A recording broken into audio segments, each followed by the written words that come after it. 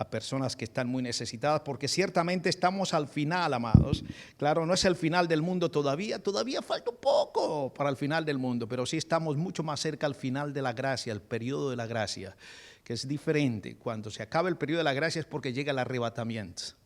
Ahí se acabó el periodo de la gracia, y ya estamos cerca a ello. Mire usted las noticias de Estados Unidos, el tornado asesino. ¿Cuántas personas? Venía yo en el carro escuchando que ya van 200 personas muertas por el tornado, y el desastre es calamitoso, es terrible. Ya en 5 condados de los Estados Unidos, el más afectado, Kentucky, ya, y las personas, las familias damnificadas que quedan sin nada. Es terrible. Así que es caótica la situación, amados. Y quiero recordarles, porque también le recordé a la iglesia en la mañana, cuando la Biblia habla de estos desastres naturales, de los volcanes, de los terremotos, siempre en la Biblia está relacionado esos temas de los desastres naturales con la ira de Dios. Entonces, la gente puede creerlo o no puede creerlo, pero para mí es una manifestación de que Dios no está contento. Así de sencillo. Así que, y que es eso, que pronto el Señor va a regresar. Así que, ay Dios. Muy bien, amados, abra su Biblia en Apocalipsis capítulo 2. Me temo que voy a tener que hacer la exposición de esta iglesia en 2 servicios. Para explicar bien algo que casi nunca escucho que se explique, se pasa ligeramente, y entonces la idea es poder aprender un poquito, amados, ¿verdad? Apocalipsis capítulo 2. Llegamos a la 6ª iglesia, amados, y esta es la iglesia, la mejor de todas. Esta es la mejor de todas. Es la iglesia deseada, la que Dios o el Señor Jesucristo no le hace ningún reproche. De hecho, de las 7 hay otra más que Dios no reprocha y que ya vimos, que es la iglesia de Esmirna. Dios no le reprocha nada, contento con ambas iglesias. Pero a diferencia de la de Esmirna, que Dios no hace o Jesús no hace con la iglesia de Esmirna, con esta le da algo extra, le ofrece algo extra, le abre una puerta. No ocurrió eso con Esmirna. Solamente esta es la única que recibe una puerta abierta. Es interesante. ¿Y qué significa esa puerta abierta? Así que vamos a intentar explicar, amados. Pero primero digamos que hagamos una cosa, amados. Vaya a Isaías y luego nos vamos para que usted pueda entender esta parte que es un poquito compleja. Vaya a Isaías.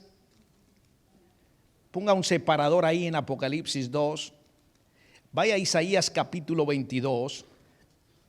¿Por qué no lo leemos? Estos pasajes casi nunca se leen. Este capítulo habla de una profecía sobre el valle de visión.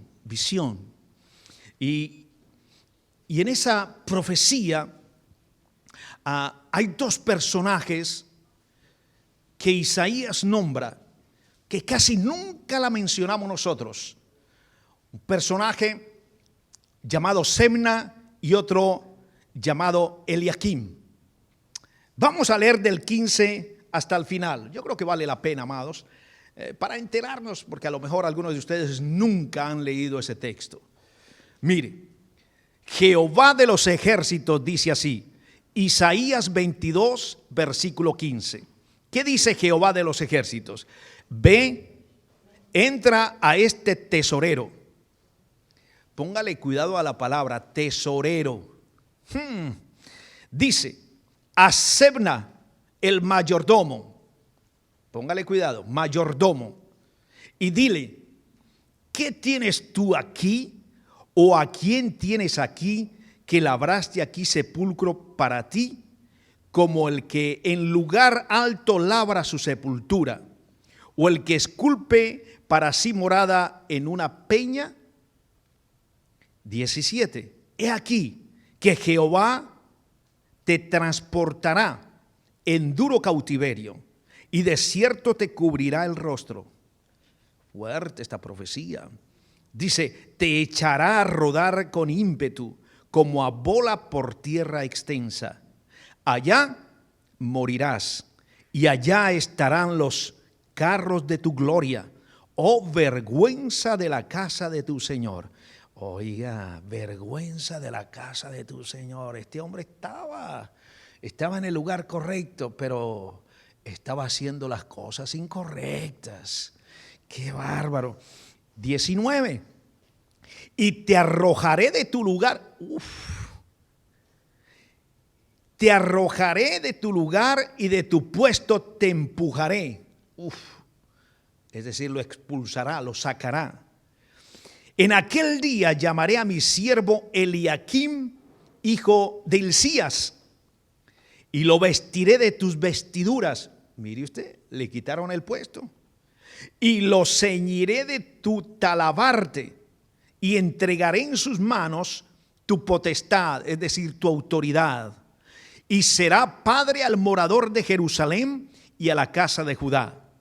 Versículo 22. Y pondré la llave de la casa de David sobre su hombro. Póngale cuidado a ese versículo 22, que para allá vamos en Apocalipsis. Y pondré la llave de la casa de David sobre su hombro, y abrirá y nadie cerrará.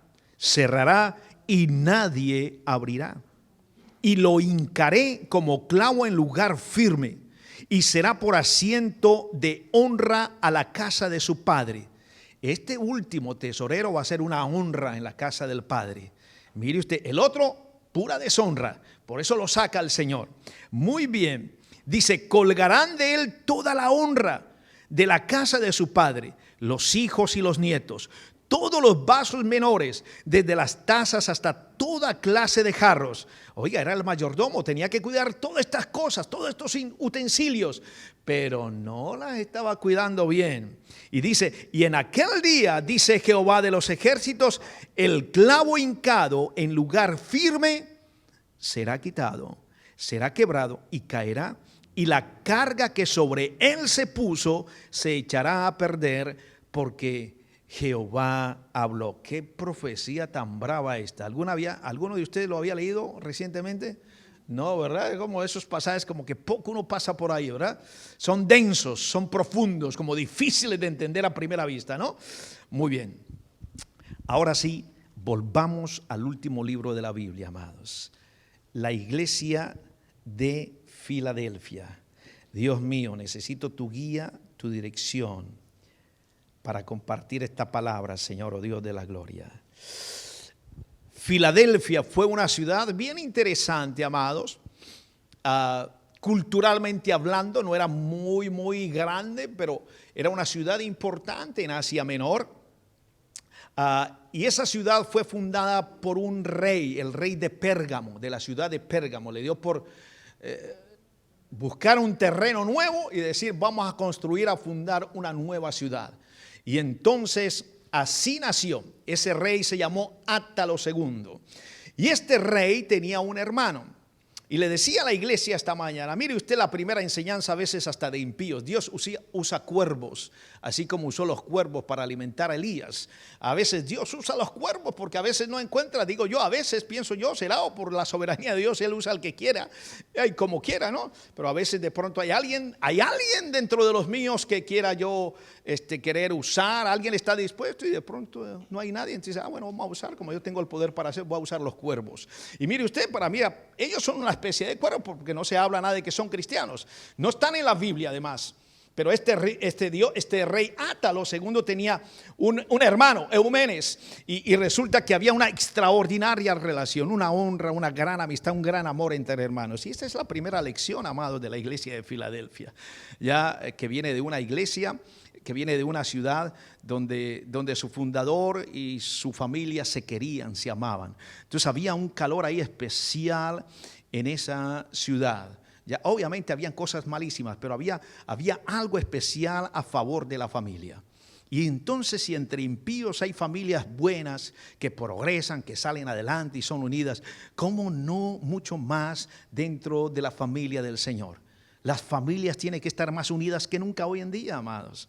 Es importante nosotros los padres, los padres poder instruir siempre, no importa la edad que tengan nuestros hijos, siempre recomendarles que se amen, que se respeten y que se ayuden siempre toda la vida. Es supremamente importante. Yo le digo a mis hijos, algún día el Señor me va a llevar y van a quedar ustedes, yo quiero que sean siempre unidos, ayudarse los unos a los otros, siempre, siempre, más cercanos que nunca y más en este tiempo. Son recomendaciones y oro mucho por eso, amado, porque es triste. Nada más ayer me llamó una hermana triste pidiéndome oración porque hay una división terrible dentro de su núcleo familiar con sus hermanos.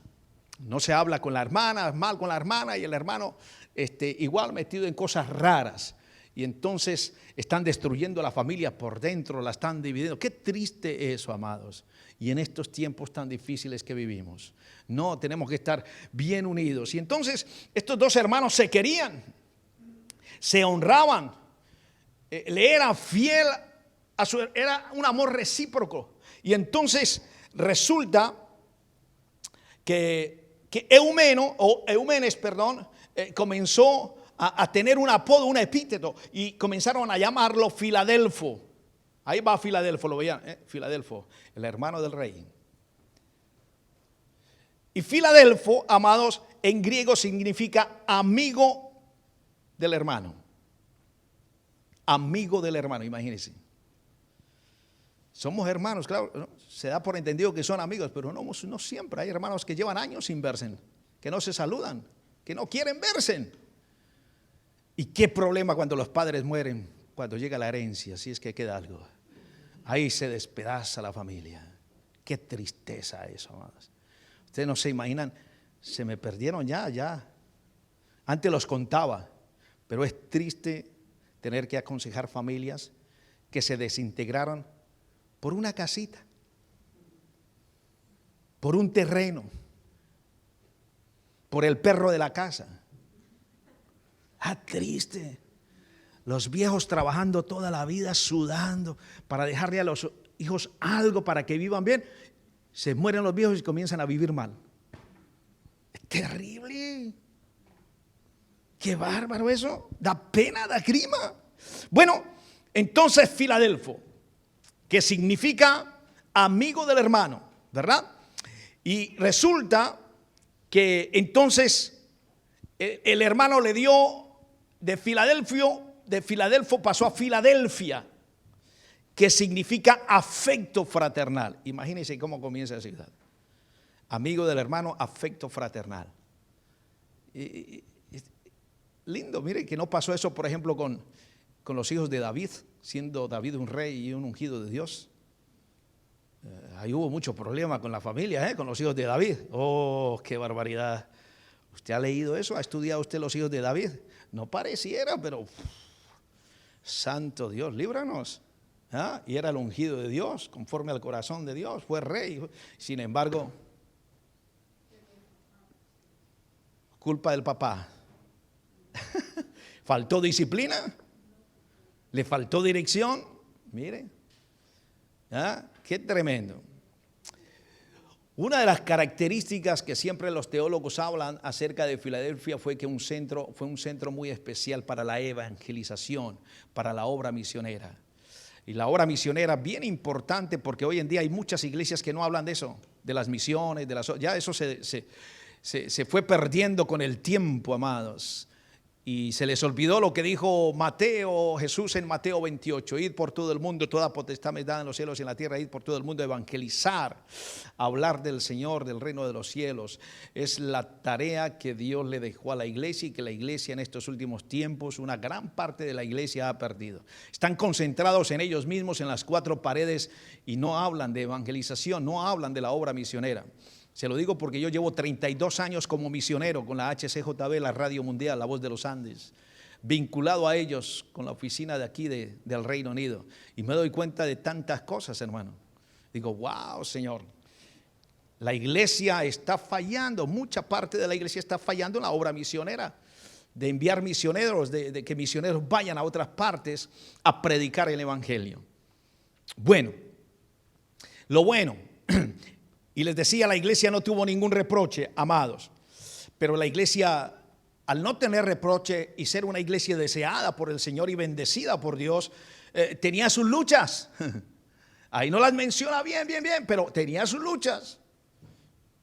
Y pareciera que esas luchas de ese tiempo fueran las luchas hoy en día también de la iglesia del siglo XXI. Por ejemplo, ustedes me van a decir y se van a dar cuenta de que hay cosas muy parecidas a lo que le pasaba a la iglesia en la época de Juan, a la iglesia de Filadelfia, le puede estar pasando a las iglesias hoy en día, a nuestras iglesias. Por ejemplo, tenía enemigos, a pesar de que Dios nunca le reprochó, le vio cosas buenas, muy buenas hacia la iglesia, pero tuvo sus luchas y tuvo que mantenerse firme para no caer, no claudicar contra los enemigos de la sana doctrina del evangelio completo, de la iglesia amada por Dios, de la iglesia en la cual Dios se complace, la iglesia deseada. Mire, uno de sus primeros acérrimos enemigos fueron los judaizantes. Mire usted. Y hoy en día, precisamente la llamada que tuve de ayer fue porque este muchacho se metió en las raíces hebreas, dividió la casa, peleó con todo el mundo, dividió la iglesia y ahora quiere sacar una iglesia nueva con las raíces hebreas. Triste. Y así son muchos, las raíces hebreas. Y creo que tenemos un poquito de autoridad de hablar de esto, pues porque también hemos sido víctimas y porque bueno, estamos estudiando, ¿no?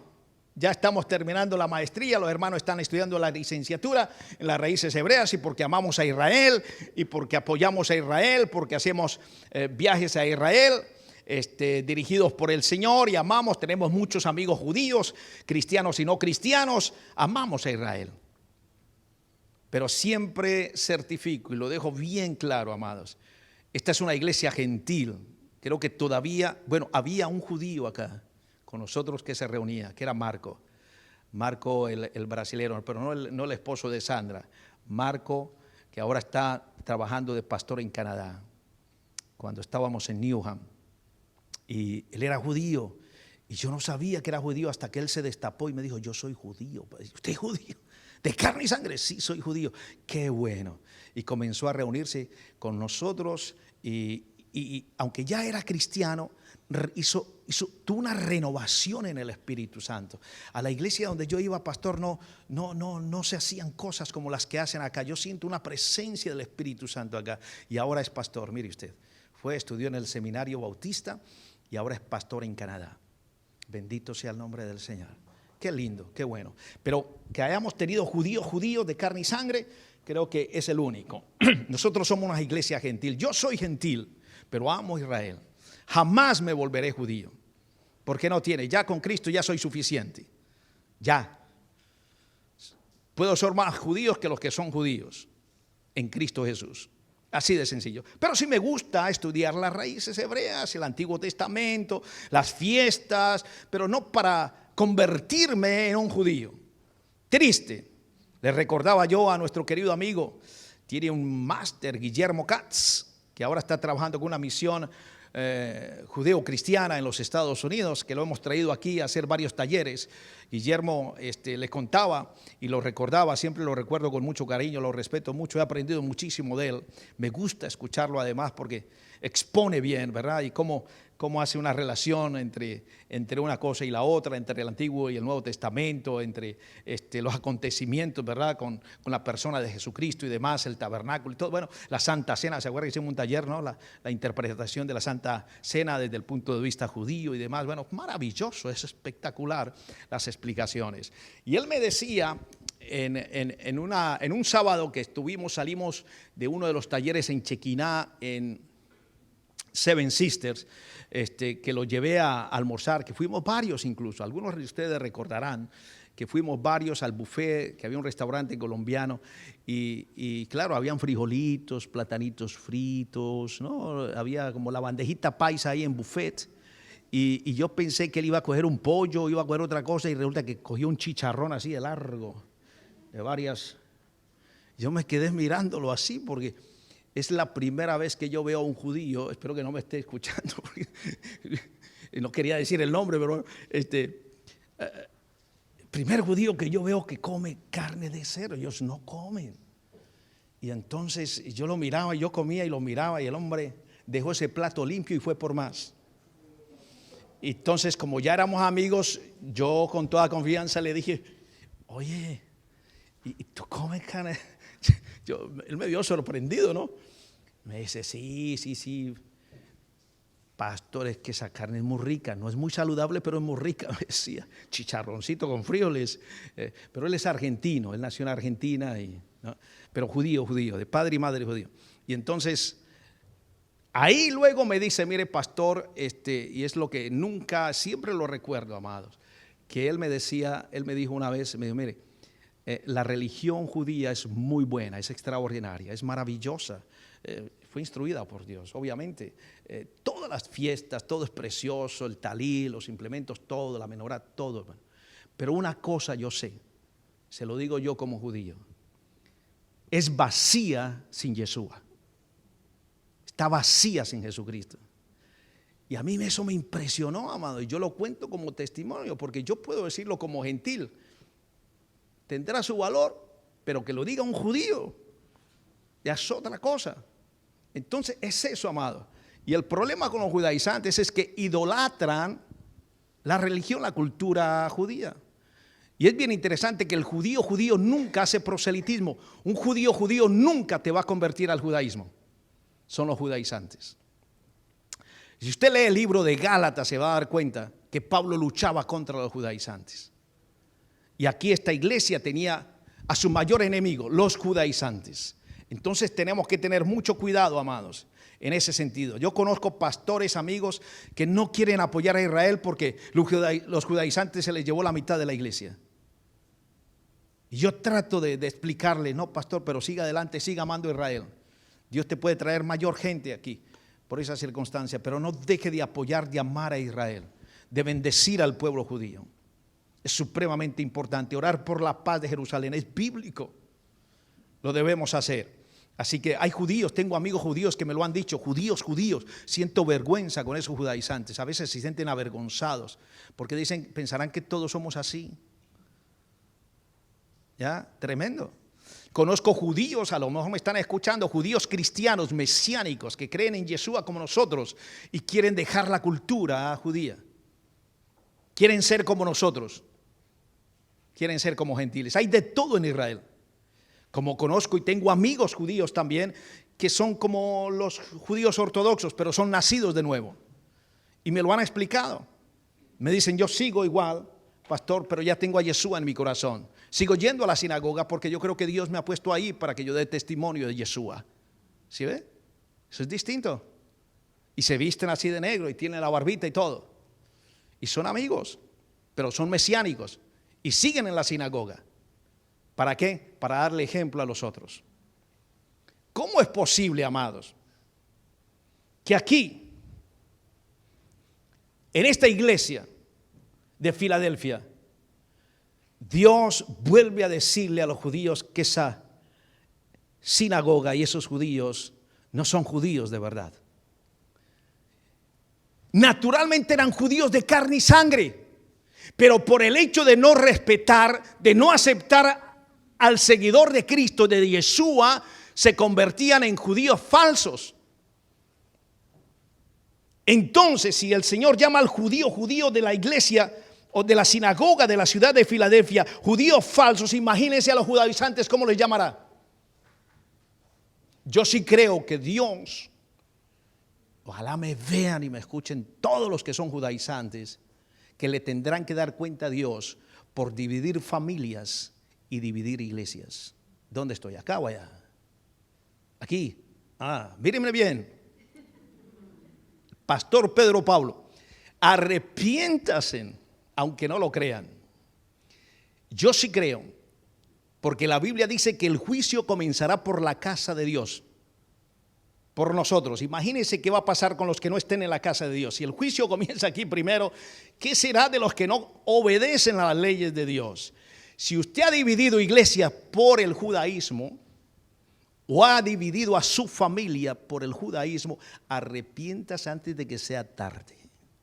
Porque yo creo que así como Dios llamó a estos judíos falsos de Satanás, ¿qué podría pasarles a ustedes por cambiarse en los nombres naturales? José, Pepito por Abraham. Pastores que se han cambiado los nombres, arrepiéntanse y vuelvan al evangelio completo antes de que sea tarde. Es importante, amados. Vamos entonces a entender un poquito. ¿Se dan cuenta por qué yo, hermanos, amados, les digo que vamos a tener que tener 2 cultos sobre esta iglesia? Por eso. Entonces, el primer gran enemigo, los judaizantes, tenía la iglesia de Filadelfia. Pero habían otros grupos. Así voy a pasar bien rápido. Los gnósticos. Ay, yo he conocido gnósticos en la iglesia, hermano. Los gnósticos son un gravísimo problema. ¿Y sabe cuál es el problema? Que son socavados, así como los mormones, los unitarios, que usted los ve bien vestidos con la Biblia, le hablan a usted en la Biblia, le hablan en lengua, le hablan de todo, pero resulta que salen con unas doctrinas bien raras. Los gnósticos están metidos en las iglesias y hacen a veces unos daños impresionantes. Los gnósticos. Y además de los gnósticos, había un tal Marción. Él era un hijo de un pastor expulsado de la iglesia de Roma. Mientras que los gnósticos creaban escuelas de gnosticismo para enseñar sus doctrinas, le dio no por crear una escuela, sino por crear una iglesia. Soy hijo de pastor, voy a crear una iglesia torcida. Y la doctrina se basaba principalmente en que habían 2 dioses. Antes del Dios de la creación había otro Dios menor. Ahí está. ¿De dónde sacan esos cuentos? Digo yo. ¿Qué clase de espíritu está dominando la mente y el corazón de esa persona para crear doctrinas, cosas bien raras? Y les contaba a la iglesia también que estaba el montanismo, de Montano. Son cosas que de pronto nunca se han leído, amados. Pero que es importante entender por qué Dios amaba tanto a esta iglesia y no la reprocha porque se mantuvo firme ante tanta acechanza del enemigo. Los seguidores de Montano, que era un líder de una iglesia y que de pronto le dio por ser pastor, ayudado por 2 mujeres que se dijeron ser profetisas, tenían el don de la profecía. Usted, Dios me dice que eres pastor. Y ahí mismo se paró y ¡pum!, fundó una iglesia. Dígame si estas cosas no son parecidas hoy en día. Todo esto que estoy hablando pasa hoy en día en las iglesias, hermano. Mire usted, eso le pasó, mire usted. Y entonces, y no solamente eso, amados. Cuando él se lleva a ese grupito, lo saca de la iglesia, se forma pastor, ya la gente en la iglesia, oiga, esto pasa hoy en día, amados. ¿Sabe qué comenzaron a decir de su pastor? Del tal Montano. Este es el consolador del cual habla Jesús. ¿Y quién es el gran consolador? Lo estaban poniendo al mismo nivel del Espíritu Santo. El gran consolador es el Espíritu Santo. Y ya ellos estaban diciendo que era su pastor. Hoy en día usted ve iglesias donde es más importante el pastor que el Espíritu Santo. Es más importante el pastor que Jesús. Es increíble. Es increíble. Pareciera que esta iglesia fuera de hoy.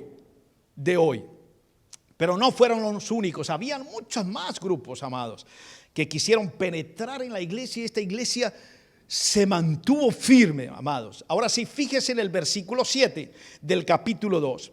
Mire cómo se presenta Jesús ante esta iglesia. Nunca lo había hecho con las anteriores. Es la primera vez que Jesús dice que Él es santo, que siempre se le ha dicho es al Padre, a Dios Padre. Dios es santo, ser santo porque yo soy santo. Aquí Jesús se presenta como el santo.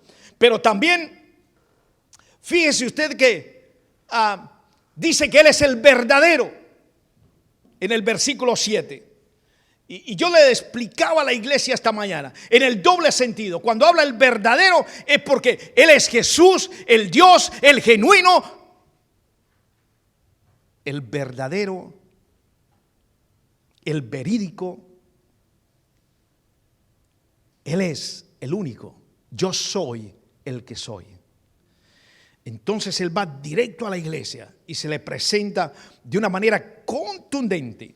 Ahora fíjese que dice el verdadero, en contraste con los embusteros de la sinagoga de Satanás que habla el versículo 9 ahí en su capítulo 2, o en capítulo 3, perdón. Estamos en el 3, sí. Estaba diciendo capítulo 2, qué barbaridad, es capítulo 3, ¿eh? Eso es, corríjame, amados, no tengan miedo, ¿ya? Dígame, no, pastor, es el 3, mire bien, te estás volviendo ciego. Capítulo 3, ¿ya? Ahí en el versículo 9, mire usted, él dice, yo soy el verdadero, pero los del 9, los de la sinagoga, los judaizantes, el pueblo que yo he escogido, que yo amo, ahí en esa sinagoga hay mentirosos, pero yo soy el verdadero. ¿Se da cuenta, amados? ¡Qué tremendo! Al final del versículo 7, en la segunda parte, se presenta también como el que posee ¿qué? La llave de David. Dice, lo que él abre, nadie lo puede cerrar. Y lo que él cierra, nadie lo puede abrir. Es importantísimo porque leímos Isaías 22, porque son las únicas dos partes en la Biblia que se menciona la llave de David. Y le aseguro, yo llevo muchos años desde jovencito en el Evangelio y poco he escuchado una explicación acerca de la llave de David. Y por eso me preocupé y me concentré y dije, bueno, yo quiero averiguar más, a ver. Y entonces encontré, al leer Isaías capítulo 22, amados, ahí a estos dos personajes sacerdotes que la Biblia llama ahí tesoreros, mayordomos. El primero era malo y el segundo era bueno. Ambos fueron llamados al sacerdocio. Uno falló y el otro no. Hay pastores buenos y hay pastores malos. Hay pastores reales que reciben un llamado genuino de Dios, pero se tuercen. Son malos pastores. Están más preocupados por su propio bienestar, por sus propios triunfos. Y es triste. Como también hay pastores que nunca han recibido un llamado y ya tienen título. Usted puede creer, amados. Yo me asombré cuando llegué hace 35 años acá. Conocí pastores que tenían el título, la tarjeta me la dieron. En sus oficinas tenían el diploma de pastor de la universidad. Habían estudiado en el seminario 3, 4 años. Eran pastores, estaban pastoreando una iglesia y no habían nacido de nuevo. Contradictorio, ¿sí o no? Yo no podía creerlo. Y en uno me di cuenta que salió a recibir al Señor. Ya siendo pastor, salió a recibir al Señor en su corazón. Y me di cuenta que después de haber recibido al Señor se bautizó. No entiendo, como al revés todo. Digo, wow, no entiendo. Entonces pueden haber pastores que no han nacido de nuevo, claro. Mire, tanto pastor transgénero que está saliendo ahora. ¿Son nacidos de nuevo, de verdad? Son carreras universitarias que la gente escoge, la terminan y cogen el trabajo como pastores y no han nacido de nuevo.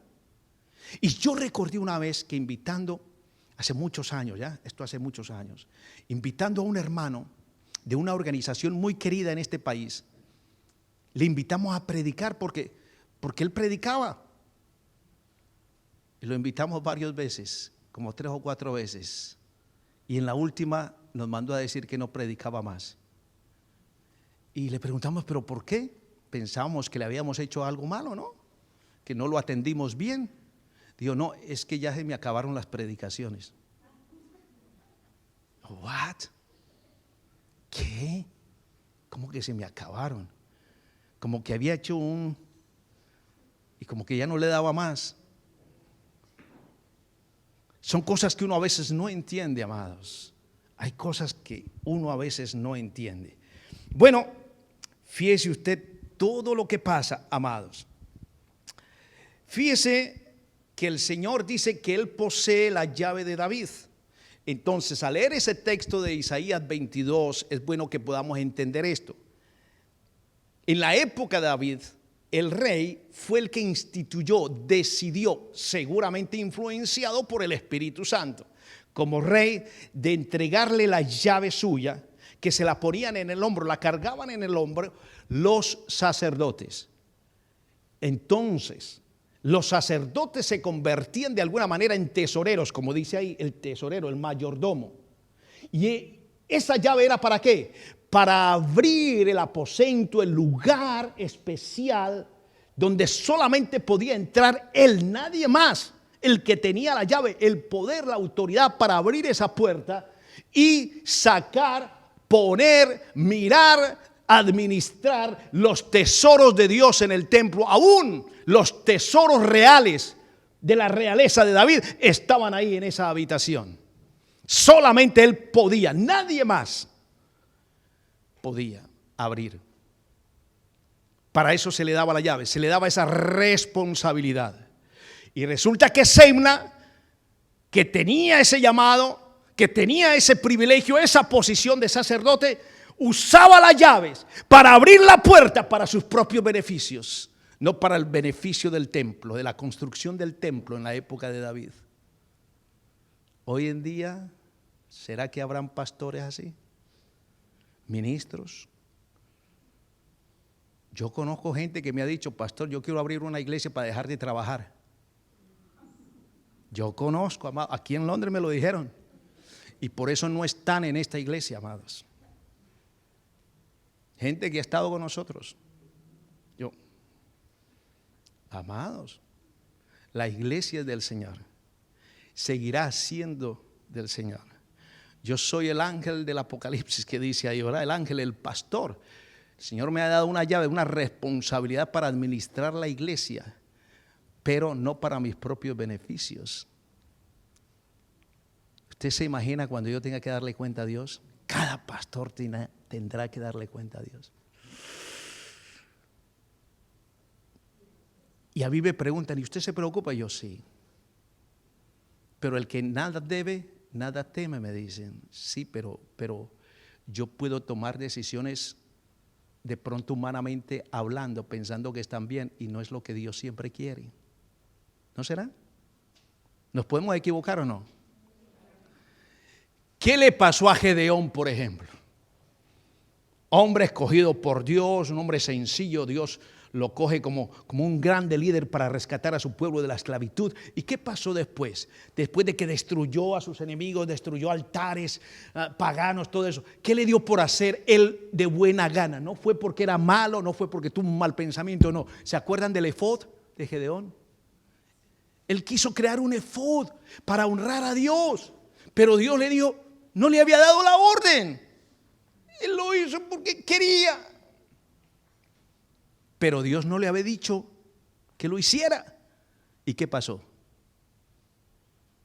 Ese efod, que fue de buena gana construido para Dios supuestamente, terminó torciendo a los israelitas y fue un fracaso.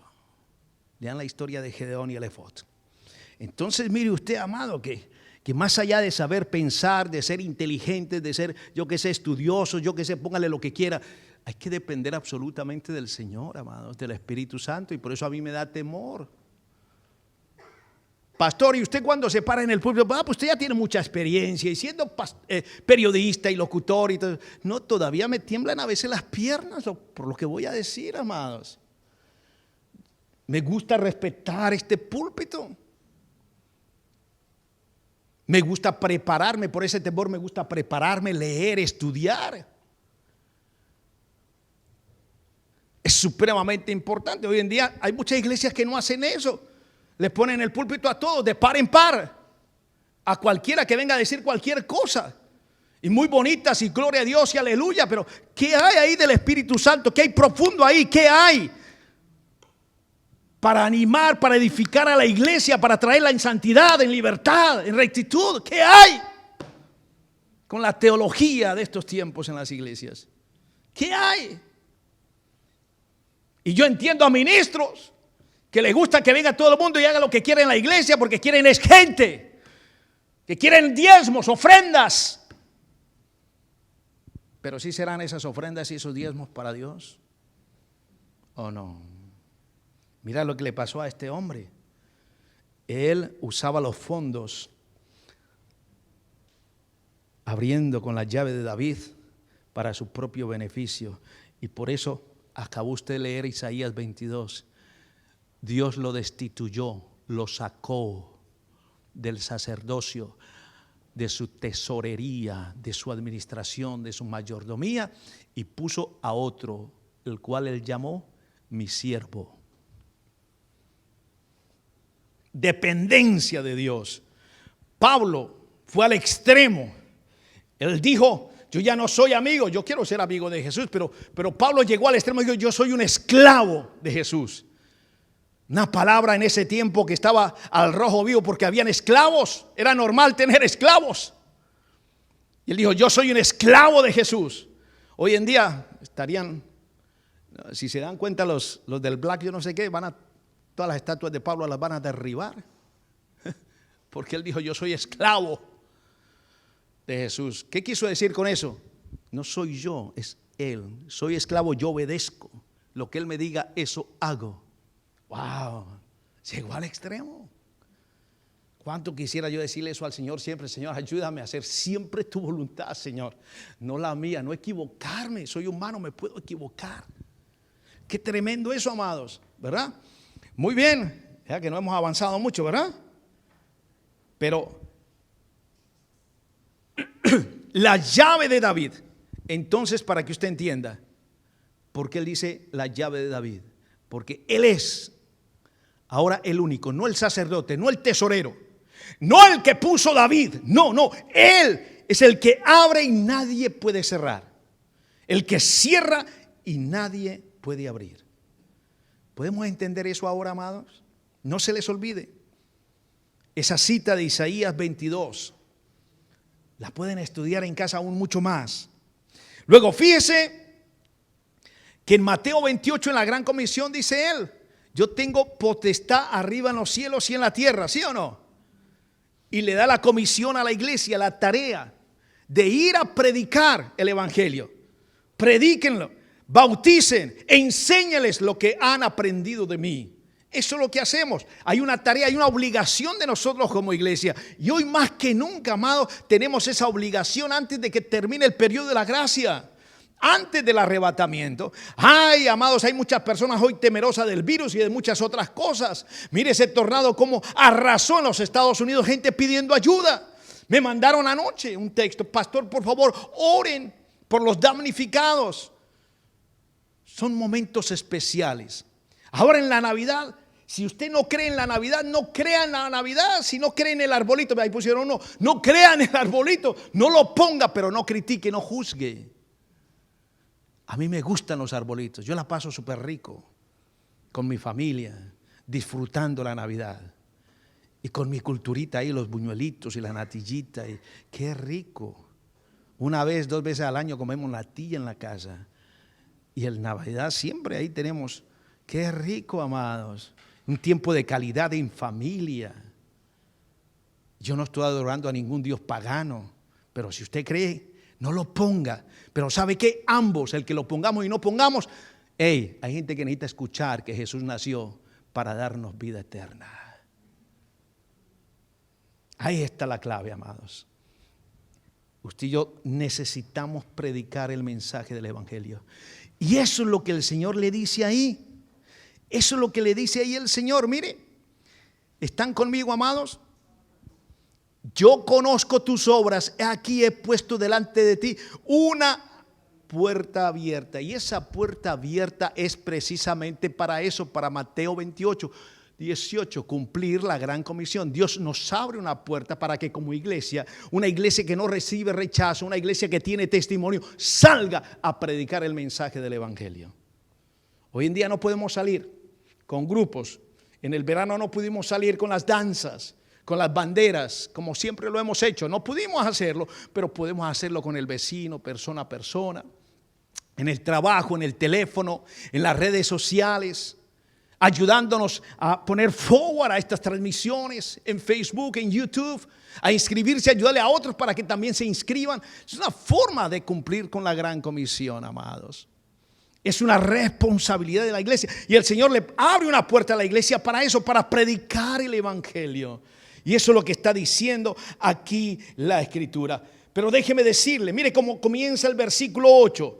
La alabanza del Señor dice, conozco tus obras. No está en singular, está en plural. Tus obras. O sea que esta iglesia hacía varias obras que eran dignas de ser honradas por Jesús. Wow, santo Dios, ayúdenos a nosotros como cristianos tener esta clase de obras. Y que no sea una, que sean varias.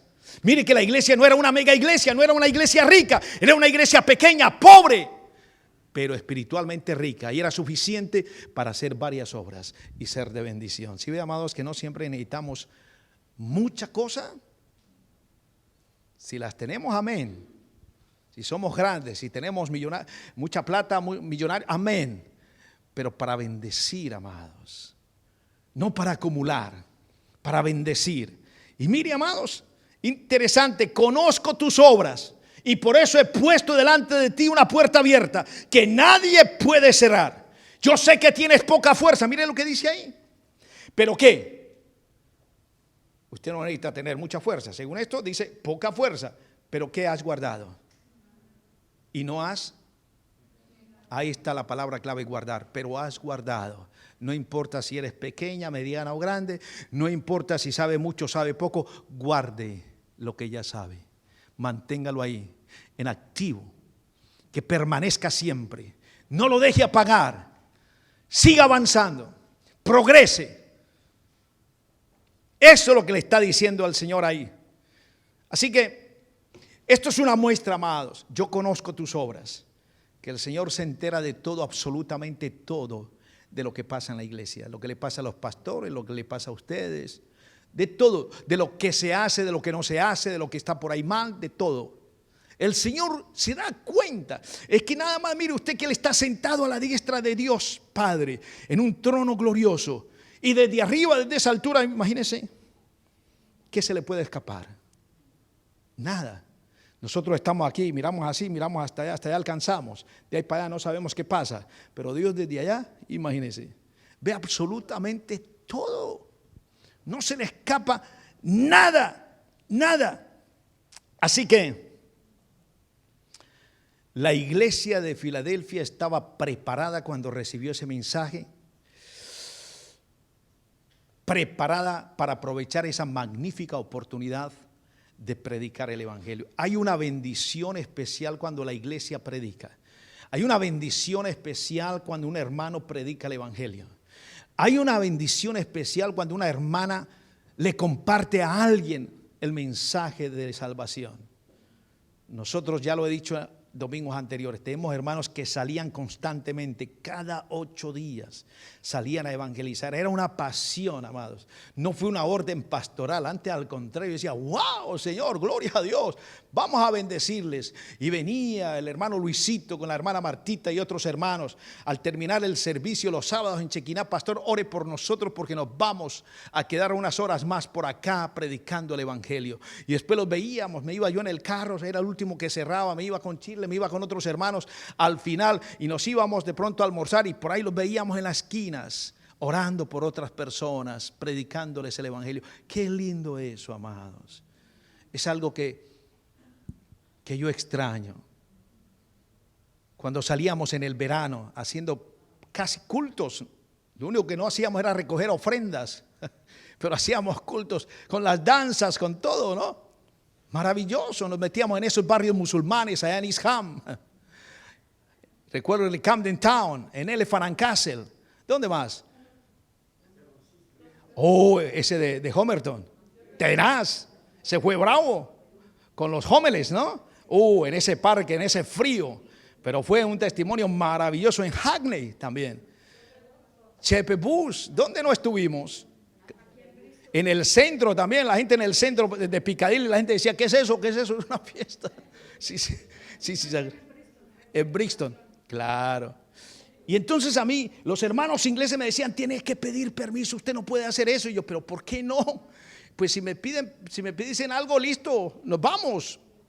¿Y sabe cómo comencé? Porque les rogaba a los hermanos ingleses, les rogaba, salgamos a predicar. Sí, yo quiero poner una mesa allá en el mercadillo de Plasto. Había una mesa ahí de unos cristianos. Yo quisiera poner una, cuando estamos ahí en Plasto, yo quiero poner una mesa acá y poner libros y venir aquí los hermanitos y orar por la gente. No, hay que pedir permiso. No. Siempre ese rechazo y ese temor. Y una vez, yo me acuerdo que fue creo que tal vez estaba José y Rosana Liste, los misioneros de Jucum, y les hablé. No estaban ellos. Pero entonces nos ideamos una caja grande y la adornamos en papel regalo. Le hicimos un hueco. Sí, creo que estaban ellos. ¿Se acuerdan, Chile? Y nos fuimos para Upton Park un sábado. Ese barrio es mucho musulmán, pero también había fútbol. Ahí jugaba el West Ham al ladito, a 2 cuadras, en el Estadio Viejo. Ese sábado pasaba gente. Y logramos que un dueño de un almacén, un musulmán, nos prestara la electricidad. Y pusimos un cable y un bafle. Y ahí estuvo la danza andina, con las vestimentas de los trajes típicos de los Andes. ¿Se acuerda de eso, Merceditas? Y claro, los inglesitos nunca habían visto danzas andinas. Y se paraban.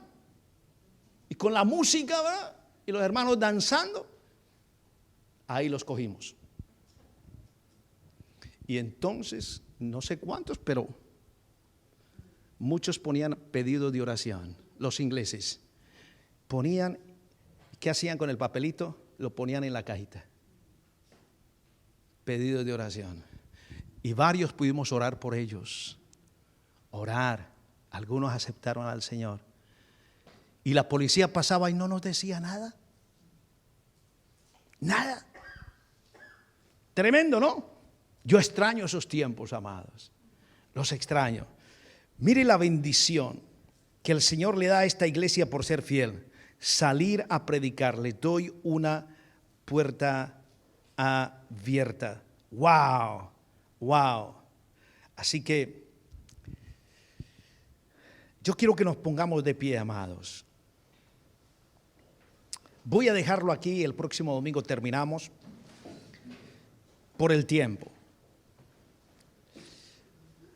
Porque quiero orar, amados. Yo sentía orar, esta mañana me desperté orando por este mensaje, por esta reflexión. Y sentía fuertemente de que el Espíritu Santo me motivaba a hacer una oración. Lo hice esta mañana, lo voy a hacer ahora porque creo que aquí hay personas que necesitan que Dios les abra una puerta. Hay personas posiblemente que están conectadas ahora en este servicio en vivo a través del Facebook, que están necesitando que Dios les abra una puerta. Y yo quisiera que hagamos una oración motivada para elevarla a ese Dios maravilloso, a ese que dice aquí, se presenta a la iglesia que Él ama, a la iglesia deseada de Filadelfia, a ese que se dice llamar el verdadero, el santo, el genuino, el que tiene la llave de David para abrir. Wow, Señor, yo quiero que usted cierre los ojos. Dios mío, a veces nos preocupamos tanto para que un hombre nos abra una puerta, Señor, cuando a veces, así como la que puede abrir, también la pueden cerrar, o tú mismo la puedes cerrar, Señor. E insistimos en confiar en el hombre, en el director, en el gerente de X o tal compañía, Señor, cuando en realidad el que tiene las verdaderas llaves para abrir una puerta de bendición eres tú, Señor. Al ver a Carlita, Andrés, Señor, me confirmaba, Señor, que hay un buen grupo de jóvenes ya profesionales, estudiados, y que todavía no pueden tener un trabajo para lo cual han estudiado, Señor. Pueden tener trabajos dignos, pero no es la profesión. Yo te doy gracias porque hace pocos días, Señor, tú le abriste una puerta a Angie, Señor. Después de tanto tiempo esperando, Señor. Y está trabajando, Señor, en lo que ella estudió, Señor. En la profesión que ella quería, Señor. Tuvo que esperar, aguantar, pero tú le abriste una puerta, Señor. Y Señor,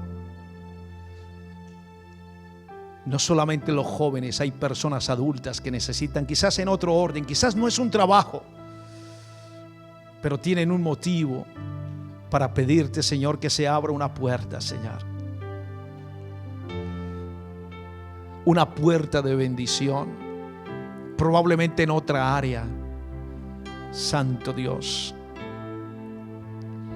usted puede decirle al Señor: sí, Señor, yo soy esa persona. Tú lo sabes, Señor, tú lo sabes todo. Dígale, usted que está ahí conectado en vivo, dígale: Señor, tú sabes los deseos de mi corazón y tú sabes mis necesidades.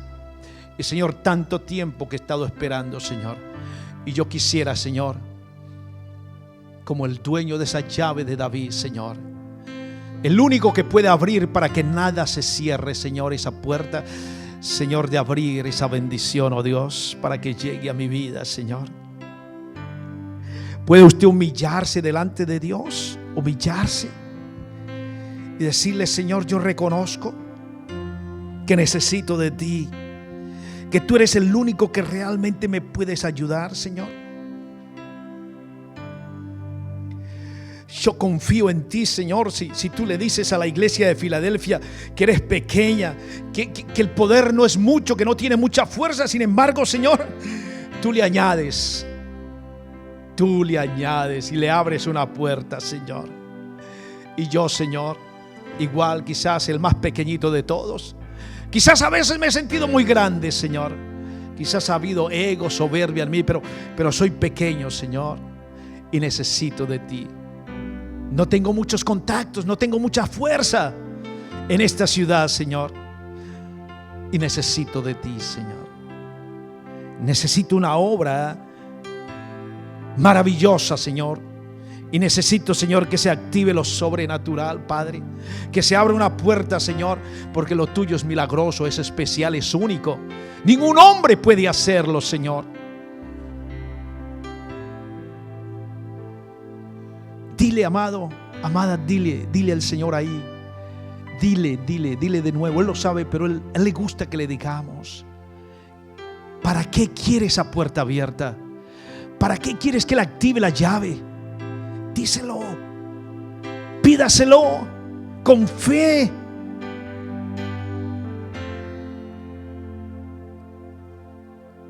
Oh, Señor. Sí, Padre. Glorifícate. Glorifícate, Señor. Glorifícate, papá. Escucha nuestro pedido, Señor, nuestro clamor. Ahí, Señor, en la mente de mis hermanos hay pedidos, Señor, que salen del alma, del corazón, oh Dios. Santo, Dios que lo sabe todo, Señor. Queremos, Señor, reconocer que estamos aprendiendo, Señor, de la iglesia de Filadelfia, Señor.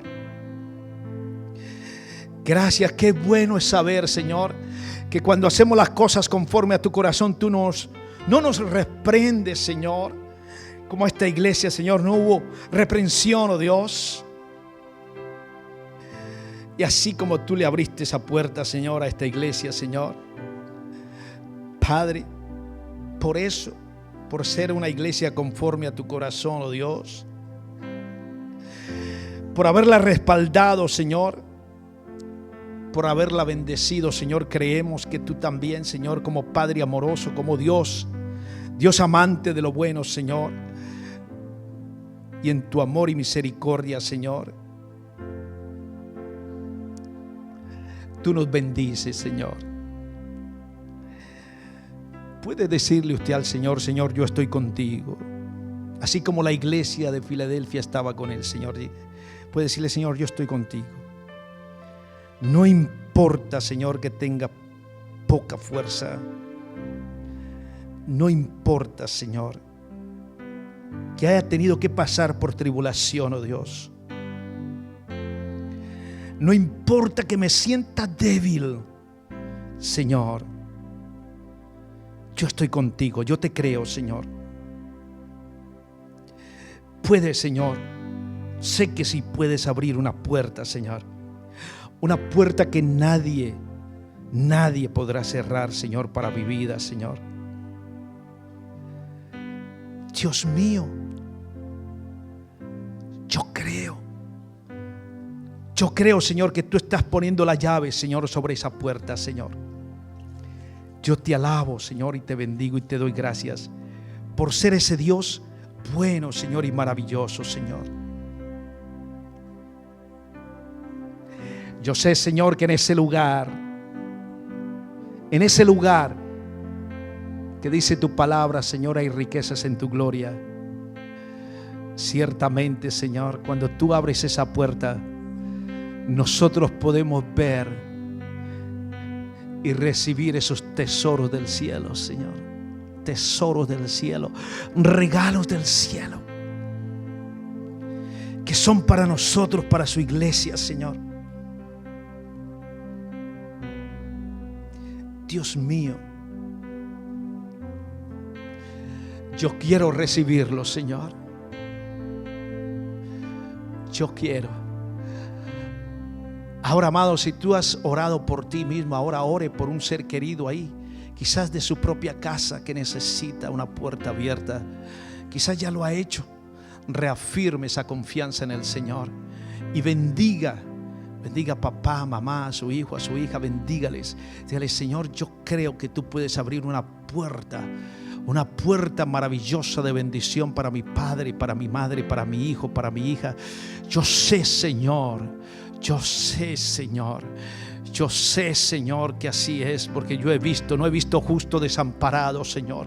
Yo sé, Señor, que tú eres un Dios de provisión, un Dios que todo lo puede, Señor, un Dios misericordioso, un Dios amplio. Yo recibo, Señor. Yo recibo de los tesoros tuyos, Señor, tus bendiciones, oh Dios, y creo, Señor, que esa llave, Señor, que llevas en el hombro, Señor, se activa para abrir esa puerta, Señor. Gracias. Dele gracias al Señor. Dígale: gracias, Señor. Ya mañana no le va a pedir, le va a dar gracias por lo que el Señor le va a proveer. Ya pasó mañana, no le pida más. Sí, ore, pero con acción de gracias, diciéndole: gracias, Señor, por la puerta abierta. Gracias por la bendición que viene para mi vida, para la vida de mi hijo, para la vida de mi hija, para la vida de mis padres, Señor. Yo te doy gracias, ya no te pido, ya creo, Señor, que tú mandarás, Señor, esa bendición, y hay gratitud en mi corazón, Señor. A veces nos concentramos tanto en pedir y en pedir y en pedir, y nos olvidamos en agradecer. Y si lo hacemos es muy poquito, 1 o 2 veces. Acción de gracias, amados. Acción de gracias. Acción de gracias. Y el